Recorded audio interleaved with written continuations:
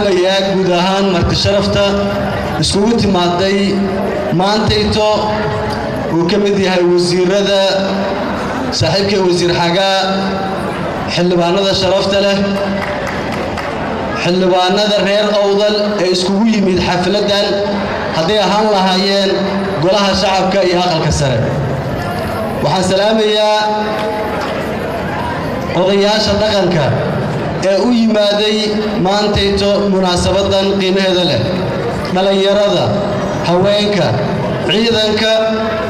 iyo dhammaan ka soo qaybgalayaasha shacabka reer Awdal guud ahaan iyo ummadda Soomaaliyeed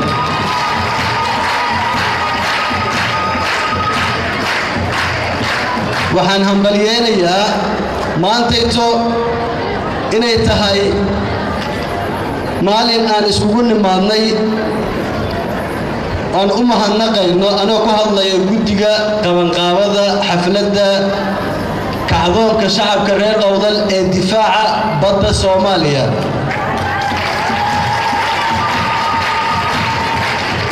waxaan u mahadnaqaynaa run ahaantii guud ahaan walaalahay xildhibaanada oo maantayto guud ahaan qof walba gacan geysinimo leh ka geystay maantayto in uu halkan ay xafladan ama munaasabadan ay dhacdo senatarada wasiirada oo runtii aan u kala harin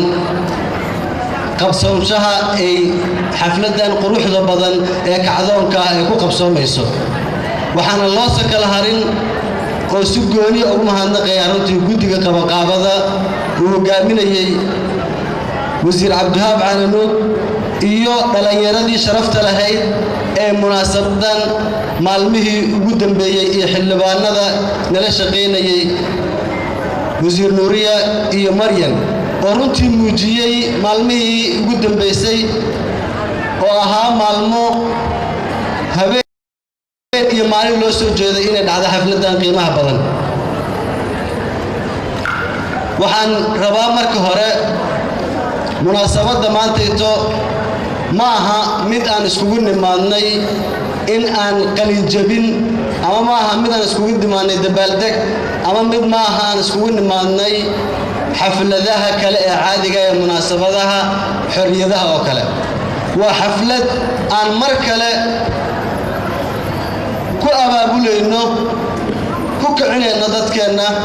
una sheegayno in dadkooda baddooda iyo qarannimadooda lagu soo xadgudbay waa xaflad aan ugu sheegayno dadka Soomaaliyeed guud ahaan maantayto inay tahay maalin aan iskugu nimaadnay in aan gabi ahaanteena ka qayb qaadano difaacidda qaranka Soomaaliya aan u diyaar u ahaano waa maalin aan iskugu nimaadnay in aan ka falcelin miisaan iyo mug leh damaca guracan ee Muuse Biixi iyo Abi Axmed ay ugu yimaadeen in ay dalka ku qaataan hantida maguurtada ah ee dalkan u lahaa waa maalin aan iskugu nimaadnay in aan gacmaha isqabsano mid ahaano annagoo reer Awdal guud ahaan kaashanayna dawladda Soomaaliya kaashanayna adduunka kaashanayna inta xaqa indhaha xaqa leh wax ku arkayso waa maalin dhalinyaradeenna haweenkeena ay dareensan yihiin inay tahay maalin mas'uuliyadeeda leh mudanna in la difaaco diyaarna u yihiin wax walba ay ku qaadato waa maalin aan iskugu nimaadnay inaan ka falcelinno shacabka Soomaaliyeed ee u soo banaanbaxayay gooljoogay gobolka Awdal tusayay dawladnimada iyo qarannimada Soomaaliya iyo astaanta ay leedahay dawladnimada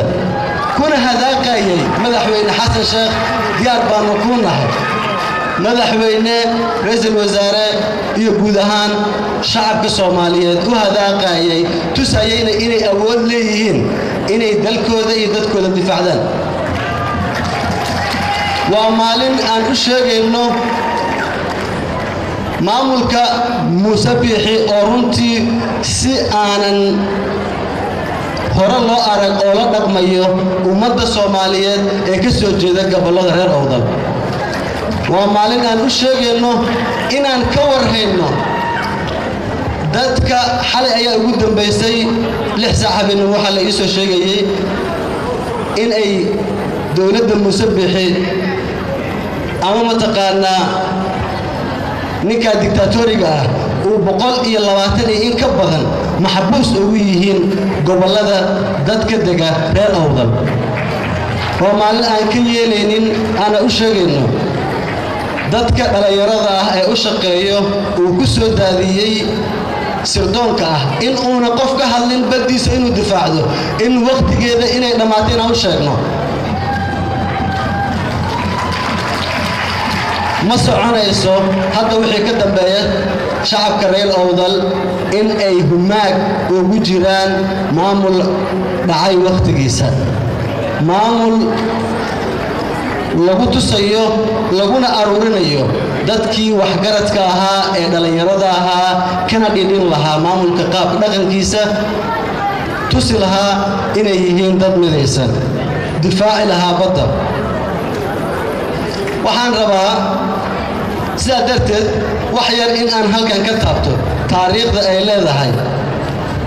maalintii la saxiixay 1 January uu saxiixday dictatoriga Muuse Biixi iyo Abiy Ahmed ee ka dhacday Addis Ababa 1 January 2024 inay ahayd maalin ka gashay taariikhda madow ee ummadda Soomaaliyeed leedahay ee la bixiyay hanti ay lahaayeen shacabka Soomaaliyeed hanti ay lahaayeen dhalinyarada jiilalka cusub ee inaga dambeyn doona waxay ahayd fal guracan waxaan u mahadnaqayaa runtii bogaadinayaa dawladda federaalka Soomaaliya uu hogaaminayo madaxweyne Xasan Sheekh Maxamuud iyo xukuumadda uu hogaaminayo ra'iisul wasaare Xamza Cabdi Barre sida miisaanka leh ee dagaalka diblomaasiyadda ahaa oo aan uga guuleysanay in dalkeena uu yahay kama dhibcaan in dhulkiisa aan la qaadan karin waxaan u mahadnaqayaa runtii shacabka iyo dawladda oo gacanta isaysata inay suurto gelisay in damaca uu shaqeyn waayay ayna tahay xilligeedii annaguna aan u taagannahay ka ahaan xukuumad ahaan baarlamaan ahaan dhalinyaro ahaan iyo haweenka Soomaaliyeed dawladda federaalka Soomaaliya xukuumadda iyo guud ahaan hadda xogta iyo baarlamaanka ku matala reer Awdal dawladda federaalka Soomaaliya golaha shacabka iyo aqalka sare iyo golaha wasiirada waxay u duubteen una istaageen in dhulkaas uu yahay dhul aanan marna ka bixi doonin gacmaha shacabka Soomaaliyeed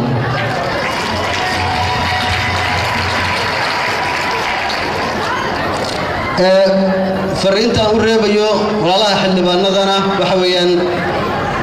oo hadda halkan ugu sugan iyo kuwa aan maanta noo suurtagelinay yimaadaan